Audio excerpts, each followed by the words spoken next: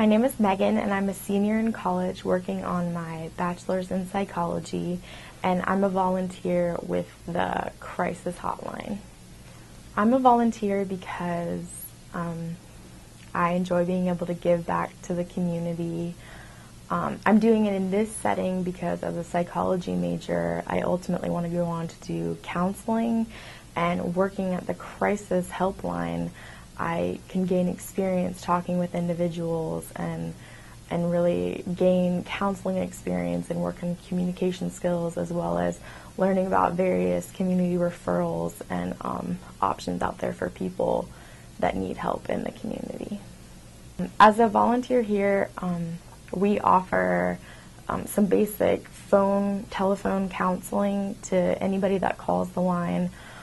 We also provide basic crisis intervention to individuals in need of immediate crisis assistance when no one else is available.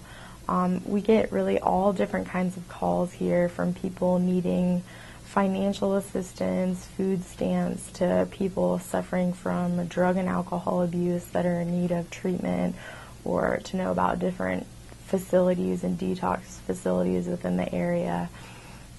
We get some people that call that they just need someone to talk to. I've had callers call me in the middle of a panic attack and just needed someone to talk them through it.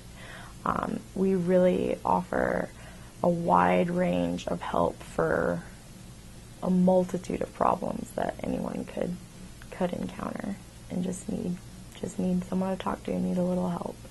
We also sometimes deal with individuals that may be suicidal that will call the line. We're trained through our training to assess things like the lethality of their method, how willing they are to actually go through with it, if it's just a threat or if they really have a plan, if they have a method, such as a firearm in the house, or if they say they're going to take pills, we ask if they have the pills.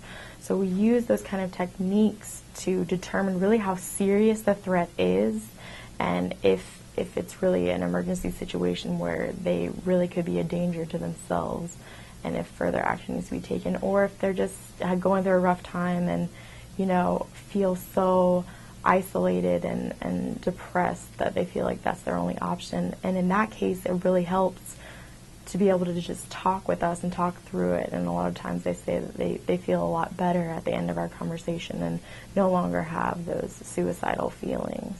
Some advice that I would give to someone that was thinking about doing this type of volunteering, I think it would be a specialized audience that would really want to do this kind of volunteering, especially if you're interested in counseling or psychology, dealing with people, helping people through problems. The advice I would give is just don't put too much pressure on yourself. We're not counselors here.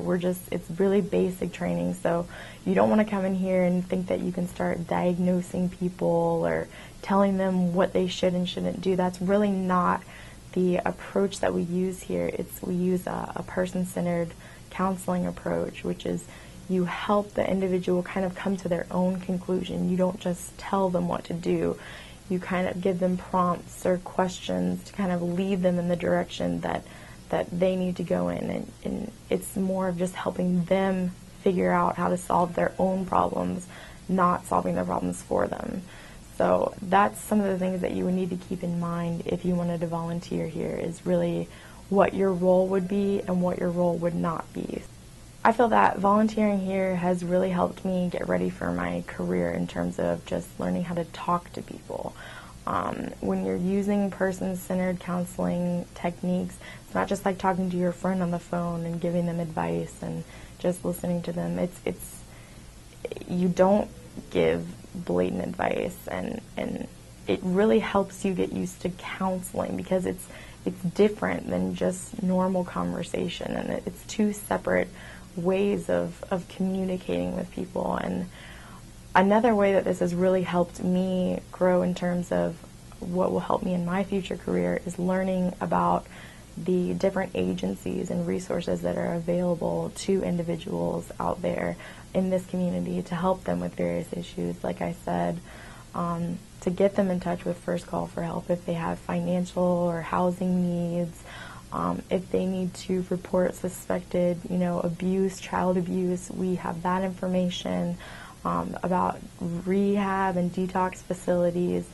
We educate people about the Baker Act and the Marchman Act, which is something that I didn't know the specifics of before I started to volunteer here.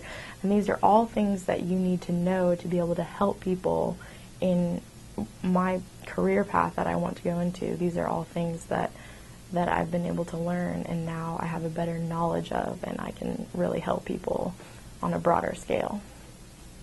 Volunteering is great because it's a way to give back to people. You're not getting paid to do it, and it's just a way to be able to help people, because a lot of these people really do need help, or they really just need somebody to talk to. You'd be amazed how many people out there don't have anybody to talk to, and they rely on this line, and it makes a big difference to be able to talk with those people and help them and really hear the difference in their voice from when they first called to at the end of your conversation, how much more relieved they feel. It's a powerful feeling.